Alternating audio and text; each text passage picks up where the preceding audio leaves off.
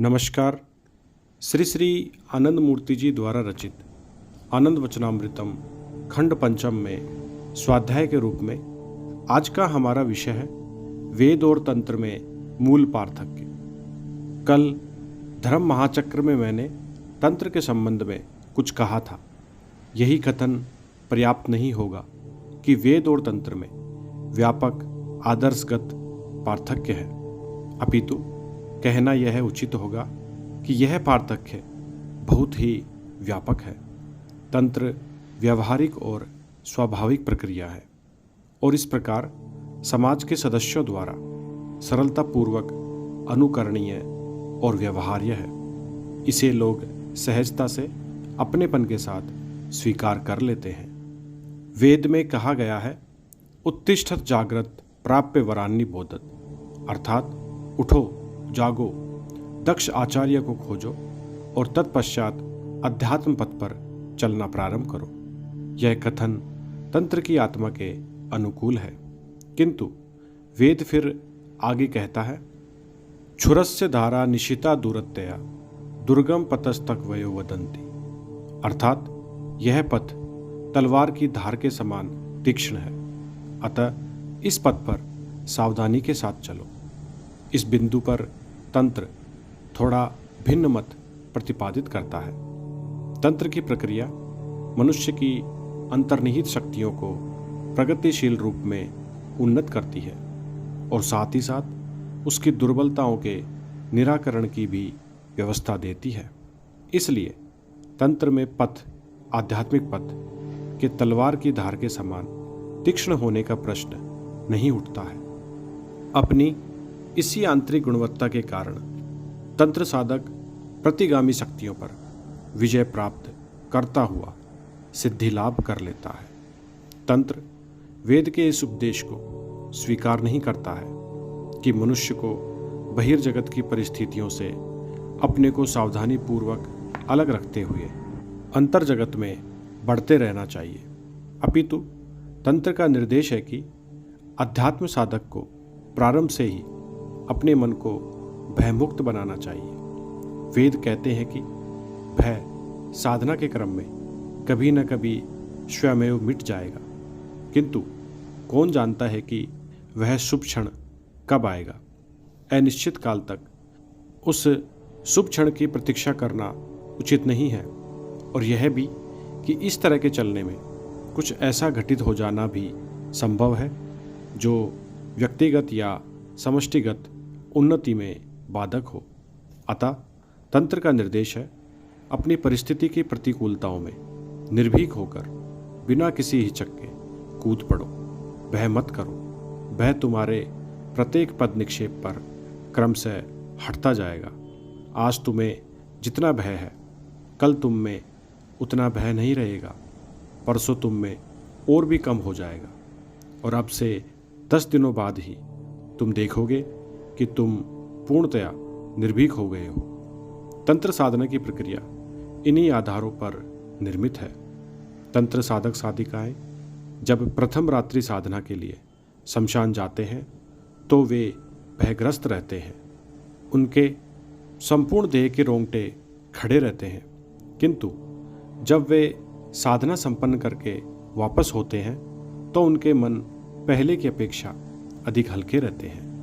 जब दूसरी रात्रि में वे साधना के लिए जाते हैं तो वे अपेक्षाकृत बहुत कम भयग्रस्त होते हैं। इस प्रकार तंत्र साधक धीरे धीरे दृढ़तापूर्वक भय पर विजय प्राप्त कर ही लेता है। तंत्र का यही व्यवहारिक पक्ष है जिससे साधक अपनी सभी वृत्तियों पर विजय पाने में सहायता प्राप्त करता है। तंत्र में इस प्रकार आंतरिक साधना, सतत प्रगतिशील मानसिक प्रक्रिया और भौतिक मानसिक साधना परिस्थिति में सुंदर समन्वय स्थापित होता है। वेदों में भौतिक मानसिक साधना का पूर्णतया अभाव होता है, मात्र मानसिक साधना का व्यवहार है जिससे भविष्य में कष्टों की संभावनाएं बनी रहती है। तंत्र के मतानुसार अध्यात्म के प्रारंभिक साधकों की प्रारंभिक प्रगति की भी आशा पूर्ति वेदों के माध्यम से संभव नहीं होती, यही कारण है कि वेदों की साधना पद्धति को समाज ने प्राय अस्वीकार कर दिया है। पूर्व काल में भी यह अधिक प्रसिद्धि नहीं पा सकी थी और आज भी मात्र कुछ ही लोगों द्वारा व्यवहृत होती है। जो थोड़ी बहुत साधना आज प्रचलित है वह मात्र परम पुरुष से की जाने वाली प्रार्थनाएं हैं। उदाहरण के लिए वे प्रार्थना करते हैं, हे परमपिता मुझे मार्ग दिखाओ, मुझे तंत्र दीक्षा प्राप्त करने में सहायक बनो। इस प्रकार वैदिक दीक्षा आजकल मात्र तांत्रिक दीक्षा प्राप्त करने का प्रथम चरण है। साधक यह स्तुति करते हैं, हे परमपिता मैं आध्यात्म के मार्ग पर चलना चाहता हूँ और चाहता हूँ तंत्र साधना का अनुशीलन। कृपा कर मुझे यह अवसर प्रदान करो। सर्वेषां पश्वसन्ति तलवद भूतले नरा तेषां ज्ञान प्रकाशाय वीरभावे प्रकाशिता वीरभावम सदा प्राप्य क्रमेण देवता भवेत्। प्रथम स्तर में सभी मनुष्य लगभग पशु के समान होते हैं। ज्ञान के प्रकाश के अभाव में वे यह समझ पाने में असमर्थ होते हैं कि क्या करणीय है और क्या करणीय नहीं है। जब मनुष्य को यही ज्ञान ना रहे कि जीवन में क्या उसका करणीय है और क्या उसके द्वारा करणीय नहीं है, तब वह पशु से श्रेष्ठ नहीं होते हैं। उसे इस अवस्था से क्रमशः एक एक कदम आगे बढ़ना होता है। जब मनुष्य तंत्र साधनों के प्रथम स्तर में पुष्ट हो जाता है, वह कुछ ज्ञान और बुद्धि प्राप्त कर लेता है और वह जीवन में क्या करणीय है और क्या करणीय नहीं है यह जान लेता है, तो वह पशु के स्तर से ऊपर उठकर वास्तविक योद्धा बन जाता है। साधना का यह स्तर वीराचार कहलाता है और तब वीर भावम सदा प्राप्य क्रमेण देवता भवेत्। वीर भाव की साधना करते करते साधक वीर भाव में पुष्ट हो जाता है, जो भयवृत्ति के विरुद्ध संग्राम करता है। वह वीराचारी साधक कहा जाता है और जिसने भय पर विजय प्राप्त कर ली, जो भयमुक्त हो गया, उसे दिव्याचारी कहा जाता है। यही दिव्याचारी साधक साधिकाएं जब रिपुओं और पाशों पर विजय पाकर संकुचित स्वार्थ भाव से ऊपर उठकर अपने स्वयं को समष्टिगत हित में मिला देते हैं, तो वे परम पुरुष से मिलकर एकाकार हो जाते हैं। यह परम लक्ष्य की ओर क्रमिक गति ही तंत्र का मार्ग है।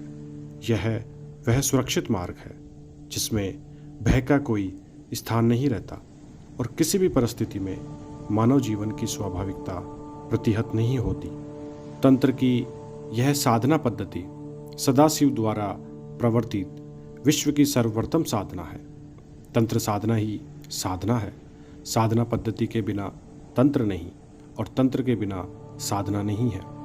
तंत्र की एक और विशेषता है। वेदों के अनुसार व्यवहारिक जीवन का दिशा निर्देश सिद्धांत के आधार पर होता है, किंतु किसी भी सिद्धांत की उपयोगिता प्रथमतः व्यवहारिक क्षेत्र में प्रमाणित होनी चाहिए।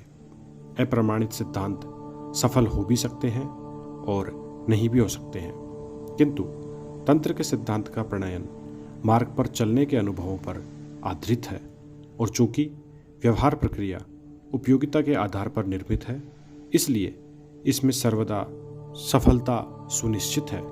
व्यवहारिक जीवन में ये अमोघ है, अच्युत है। कोलकाता, प्रातः दर्शन, 13 नवंबर 1978। धन्यवाद। बाबा नाम केवलम।